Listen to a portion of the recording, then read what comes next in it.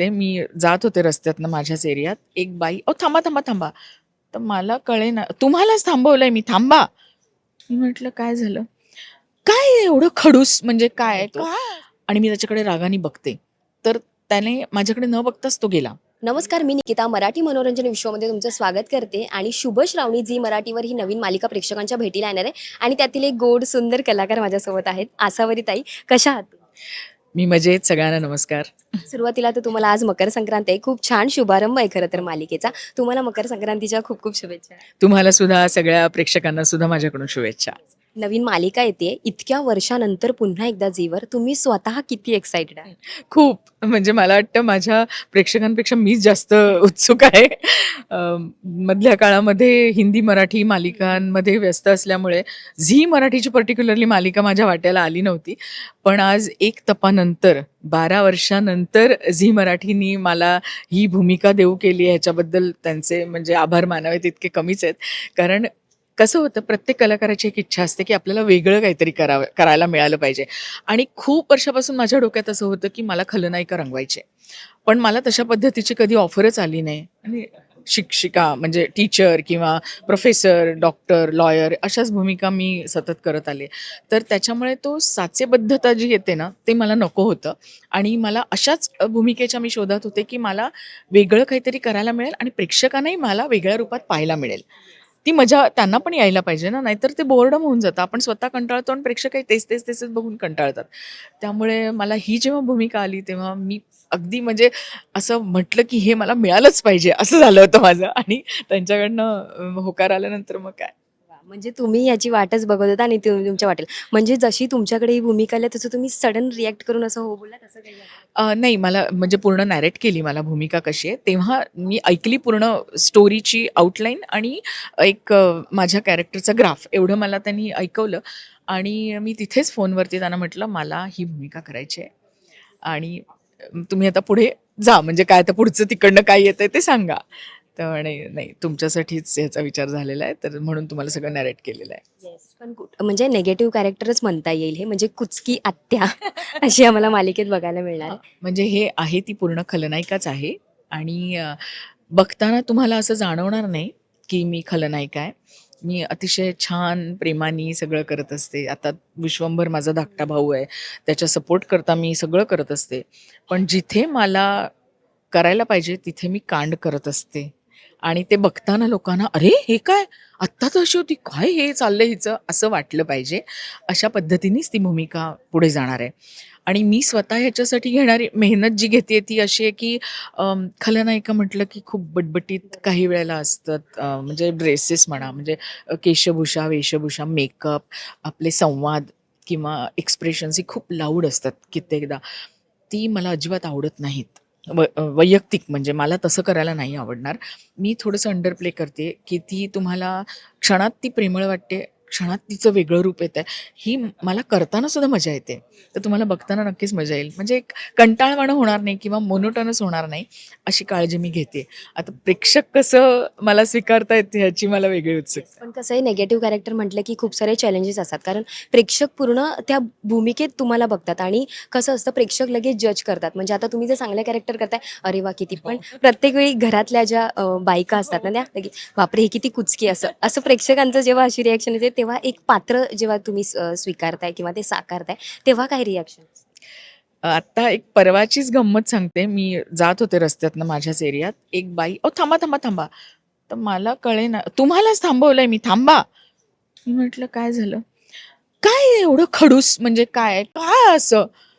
तर मला एक सेकंद मी म्हटलं, की "अहो, कलाकार या नात्याने प्रत्येकाची अशी इच्छा असते, की वेगळं काहीतरी करायचं आणि तुम्ही वेगळं काहीतरी बघा ना.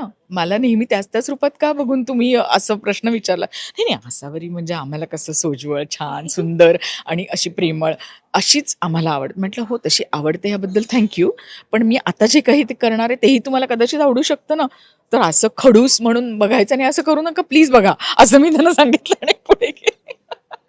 कसलं तर खतरनाक आहे ना. प्रोमो बघूनच लोकांच्या अशा रिएक्शन्स येतात. "हे काय एवढं खडूस कॅरेक्टर? अशी का ती एवढी दुष्टपणे बघते?"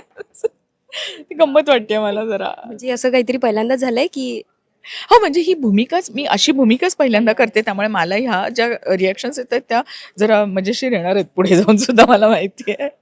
म्हणजे तुम्ही स्वतः याची तयारी आता पूर्णपणे केली आहे, हो, की मला हो. निगेटिव्ह लोकं बोलणार हां, आहेत. म्हणजे आणि ते आवडलं की ती पावती असेल ना माझ्यासाठी, म्हणजे की लोकं किती लक्षात ठेवतायत, की या पात्राला. हां, नाही लक्षात ठेवतायत आणि माझा अभिनय त्यांना आवडतोय. ह्याची पावती असेल ती, "अहो, काय करता तुम्ही? किती कसं करता? काय त्रास देता? काय असं करता?" हे जेव्हा स्पॉन्टेनियस रिएक्शन्स जेव्हा येतात ना, उत्स्फूर्तपणे ज्या प्रतिक्रिया प्रेक्षकांच्या, ती आमच्यासाठी पावती आहे ना. म्हणजे मी जे काही करते ते तुम्हाला आवडतंय.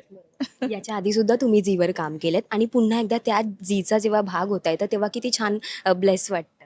ब्लेस्ड वाटतंय, माहेरी आल्यासारखं वाटतंय. प्रेमळ सगळी माणसं आहेत. त्यावेळची खूप काही आत्ता म्हणजे टेक्निकल टीम वगैरे त्यावेळची तर आत्ता नाही आहेत. खूप माणसं चेंज पण झाली आहेत. पण नवीन टीमबरोबर काम करताना पण मजा येते.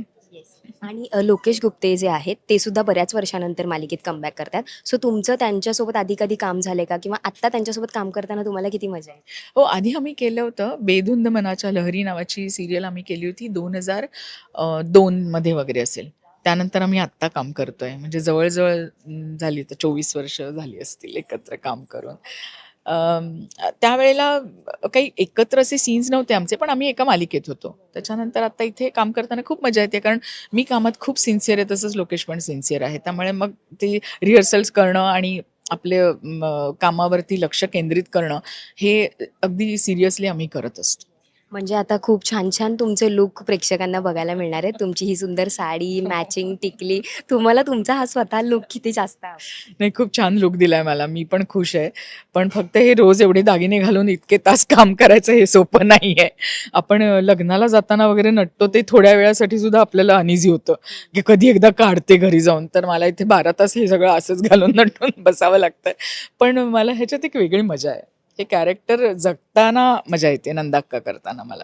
आणि नवीन कलाकार आहेत म्हणजे वल्लरी सुद्धा आहे, सुमित आहे, परत मोक्षा जे पात्र करते ती आहे. तर या नवोदित कलाकारांसोबत तुमचा काम करण्याचा वेगळा कसा अनुभव आहे किंवा किती छान वाटतं त्यांच्यासोबत काम करताना? कारण नवीन पिढी आहे. नवीन पिढी आहे आणि कसं होतंय अजून तेवढं आमचं काम सुरू नाही झालंय.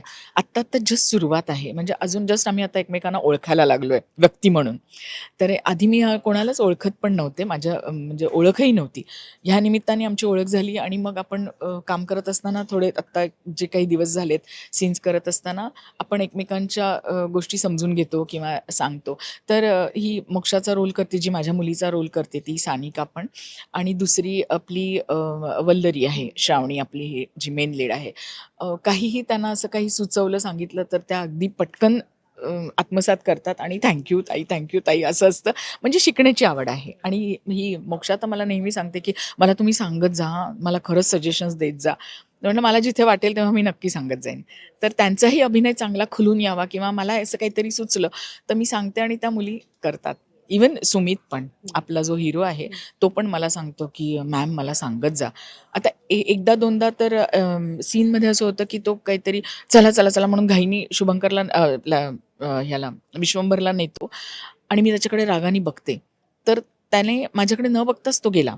रिहर्सलमध्ये मी त्याला म्हटलं, "मी तुला जळजळीत लूक दिलाय. तो बघ, तो लूक घे आणि मान खाली घाल आणि जा." तर ह्या ज्या छोट्या-छोट्या गोष्टी असतात, त्या फिलर्स आहेत.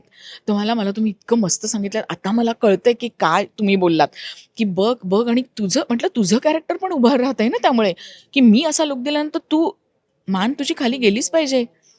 तर ती मजा आहे. बिटवीन द लाईन्स तर खेळायचं असतं. सगळे काही डायलॉगमध्ये नसतात गोष्टी. तर असं हे आणि सांगितलं, की करतात ते. कसं आहे ना, कोणताही कलाकार म्हणजे कोणताही कलाकार स्ट्रगल करून वरती आलेला असतो.